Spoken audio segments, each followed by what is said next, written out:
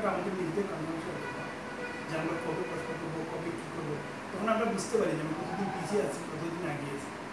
আমরা যদি 1.5 বছরের মধ্যে শেষ করবো, তবুও আমরা মনে করবো যে মোটামুটি একটা কমিয়ে আনলাম।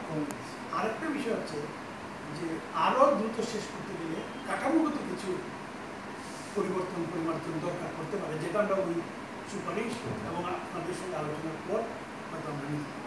যে আগে একটা ক্যাডার পরীক্ষার মাধ্যমে 2 থেকে 2,500 ক্যাডার দিয়ে 200-300-400 হয়তো নন ক্যাডার দেওয়া, কিন্তু গত বছর আমরা সমান সংখ্যক কিংবা কোনো দিকে তার চেয়ে বেশি নন ক্যাডার দিয়েছি, তাতে নিয়োগ কিন্তু ডাবল হয়ে যাচ্ছে।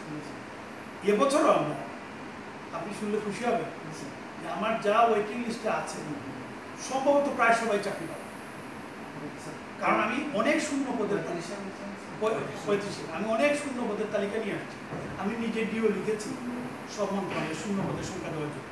তারা শূন্য পদের যে সংখ্যা পাঠিয়েছেন তাতে আমাদের বিশ্বাস অনেক বেশি হবে, কারণ আমরা 2,500-এর মতো প্রায় 2,200 মতো দিয়েছি। এখন আমরা ধারণা যে আমরা হয়তো সমান সংখ্যক বা বেশি নন ক্যাডার দিতে পারবো।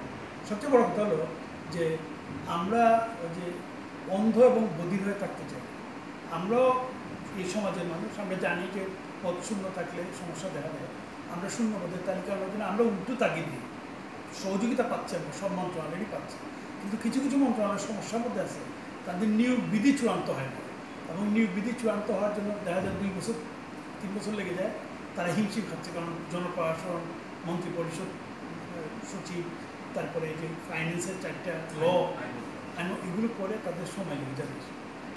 কোটা পদ্ধতিটা হচ্ছে টোটালি সরকার এবং এটা সংবিধানের সঙ্গে সামঞ্জস্য রেখে এটা করা হয়। মনে ক্ষুদ্র নৃগোষ্ঠী, মনে করেন মুক্তিযোদ্ধা, মনে করেন মহিলা, এটা আমরা শুধুমাত্র কোটা নীতিটাকে ফলো করি।